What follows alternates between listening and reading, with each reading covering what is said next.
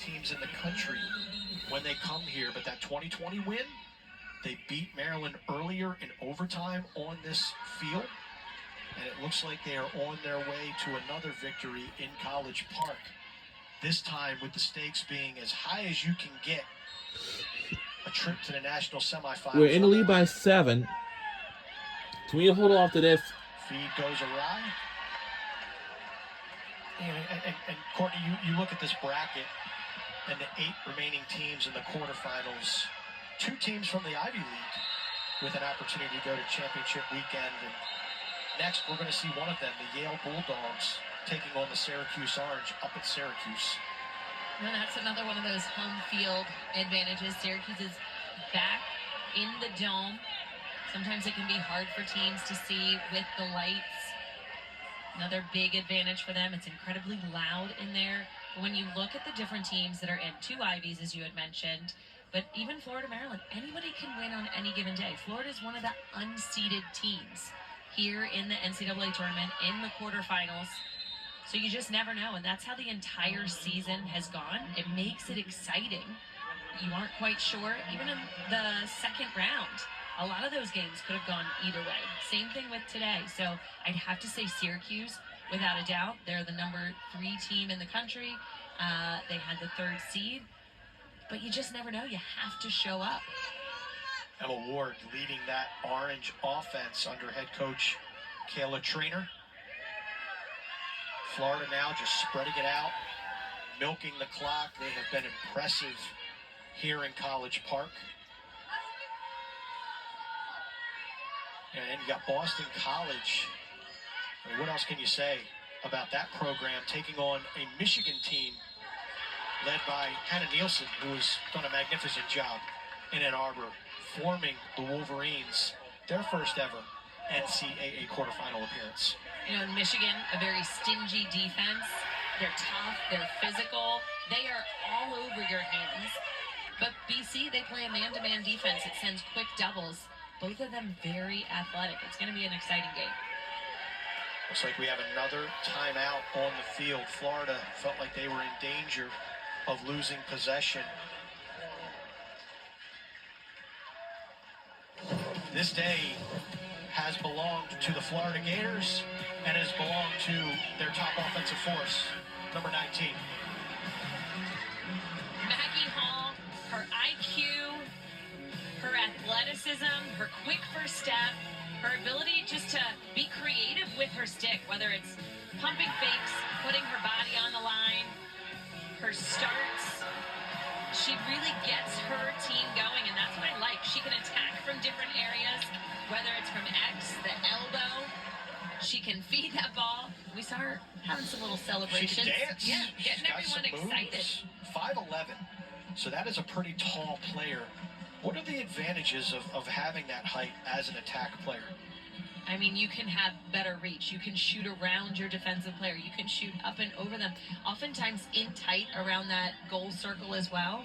You can almost dunk it over the goalie's head. There's no goal circle violation with your stick. So it is a big advantage. Plus, you're a better target inside when you're having that ball fed to you. You have a better reach.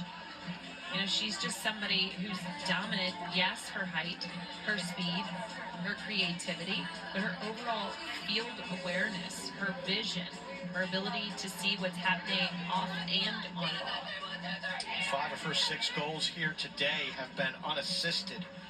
So you can tell just how powerful the prowess that number 19 has.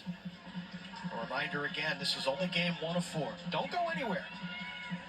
It's a good day to sit on the couch, get your favorite beverage, get something to eat, stick with ESPNU all day long for the best in women's Division I college lacrosse. Such an exciting time of year.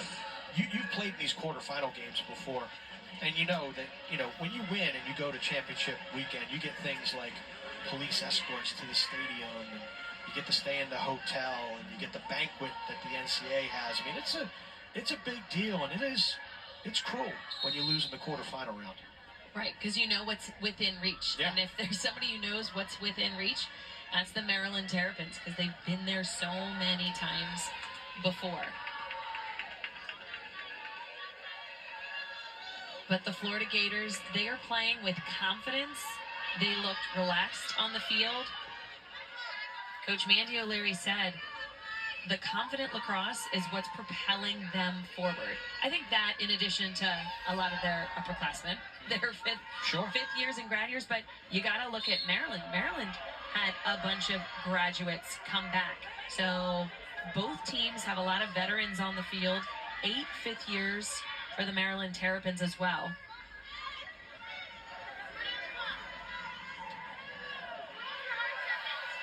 A little bit of keep away. Maybe not the most fun to watch, but it's gamesmanship at this point. Whatever it takes to get you into championship weekend. Another big pickup by Davies. She gets shoved to the turf. The slow whistle finally comes, and it'll be a push call against the Terps and a yellow card administered to Hannah Lubecker. Tremendous hustle by Davies, number 5 in blue. She was a midfielder previously, who they moved back to the defensive end. She's a part of the U20 USA training team. A speedy player. That was just a hustle play, right between the 30s. Well, and you just hit the nail right on the head. This Florida team's speed. I mean, they have been in another gear all game long. And I don't know if it's this traditional AstroTurf surface. Makes everybody faster, Man, right? I tell you what, they came out like they were shot out of a cannon. The Florida Gators did, and they have not let up. If this score holds, so we think it will, the Gators will face the winner of Northwestern Penn. That is our nightcap this evening. Mike Corey, Dana Boyle will call the action from Evanston, Illinois. Northwestern defending national champions. I mean, when you talk about Northwestern, it's the Skane train. Izzy Skane, last year's Torontown winner, but she's not even a leading scorer. I mean, that is a Wildcat team with a lot of weapons. And they do. Madison Taylor, Aaron Kuykendall, they have players who can produce, so they are another one of those teams. If you shut down any one player, another one is going to step up. I always think it's hard when you are a player such as Izzy Skane, right? Won the Torontown Award last year. That there's a target on your back. Everybody knows you're that big-time player, so all eyes are on you, but that makes other players have to be able to finish as well. Kennedy Major has left the field here today, being attended to by her teammates.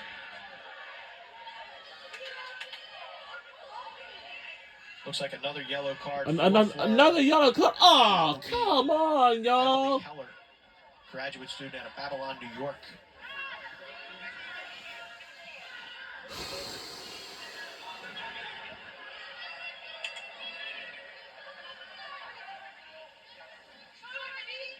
Getting back to Northwestern Penn, that Penn team, they're going to be a tough out.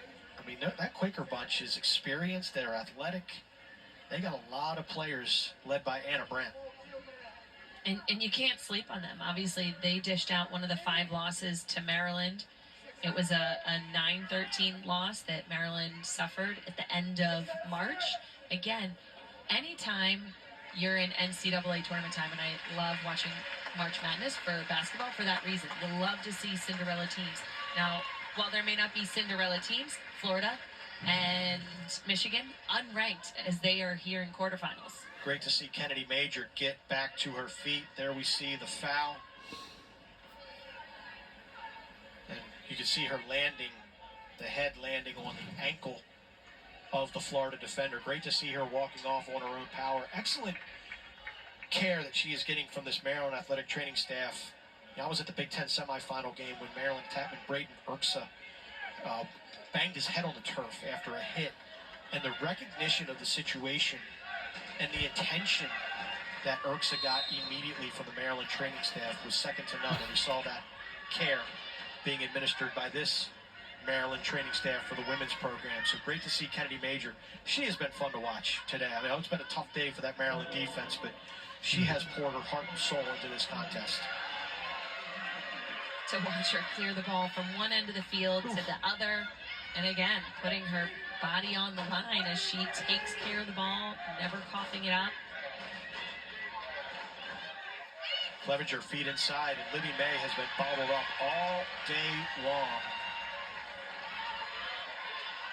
This Florida defense, they played a nice game here today. I mean, we came in knowing the arcade video game kind of numbers that the offense had, and they've been as good as advertised, but what have you learned about this Florida defense here, seeing them in person for another? I know you had them in the conference championship game against James Madison American Athletic Conference, but, you know, what is this Florida defense showing you? You know, they stifled James Madison as well, who is very high-powered, but the offense proved to be bigger. They scored 21 goals against James Madison.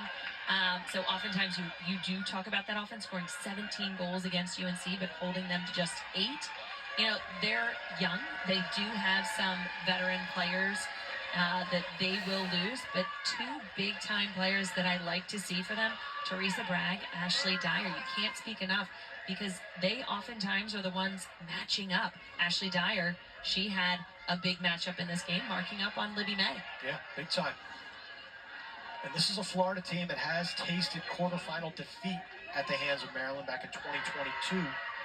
Libby May had 5 goals in that game. Maryland cruised to an 18-5 win over the Gators. Under 2 minutes left to go. Fortunes here today for the Florida Gators. But this is a Maryland team. They had a terrific season. I mean, 5 losses, but when you look at the schedule that Maryland played this season, a victory over Syracuse. They played Florida in the regular season. Denver, James Madison, who's ranked 2nd at the time. Then you get your Big Ten gauntlet. And just for the fun of it, let's throw in Penn and Princeton, during that Big Ten slate. I mean, that is one of the best schedules, if not the best schedule in the country. Right, a lot of people questioning why Maryland had a seed, the 4 seed, and it's because of that schedule. It's because of also putting up some big-time wins against tough opponents like Syracuse. Transitioning from one end of the field to the other, the Terps will not go away. Lubecker to Edmondson. Unfortunately, too little, too late for the team in white. But Corey Edmondson notching another in her name today. 3rd straight multi-goal game.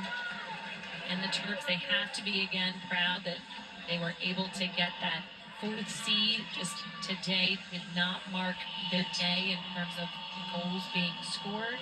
And Florida, things holds true. Still a minute 29. I'm still a believer. You can score a goal in 6 seconds from the draw. I'm just saying. I want to play the lottery with you, Courtney. I love your enthusiasm. I love your belief. Well, this is a Maryland team that will get back Edmondson, who just scored that last goal. They got some young players that got some great time on the offensive end this year as well. Haley Russo, Lauren LaPointe, Kate Seitz, Maggie Weissman. In the midfield, Jalen Roscoe is a good-looking player, Minnesota native.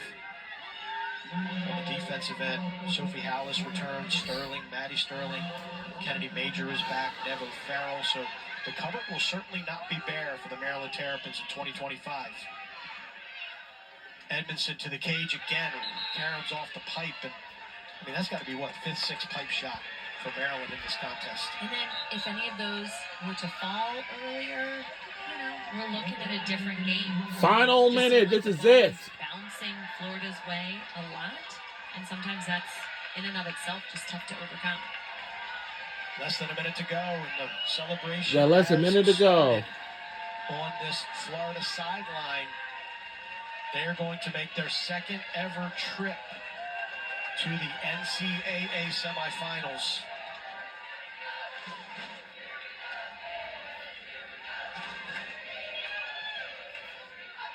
You see Megan Ball on ball, not giving up. This Maryland defense is going to play to the very last whistle. A lot of pride.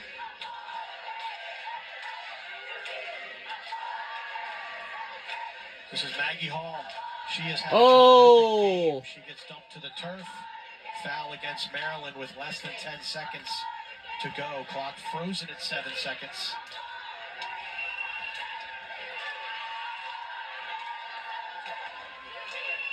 It's a good day to be a Gator. as they are going to chop their way. That'll do it. Everyone, the game. And we're on our way to the semifinals. From Maryland, Terrapins, my favorite team. Y'all played very well. The Gators hugging goalkeeper Elise Fennell, and rightly so. What She a was great such season for huge y'all. part, Thank y'all for especially everything. in the first quarter, holding Maryland to just one goal, and that big lead proved to be fruitful throughout the entire game. Maryland just not able to claw their way back. Florida making And our a statement score as is they are 15 headed to 9. championship Go weekend. Florida For the Gators. first time since 2012, that was year 3 of their program existence. Well, let's check out today's player of the game. Player of the Brought to game you is by Maggie Capital Hall. One. 6 No goals surprise. and 1 assist. Maggie Hall, 6 goals and an assist. The Bel Air, Maryland native comes back to her home state and breaks the heart of the Terrapins. Nothing better than playing in front of your hometown crowd, that's for sure.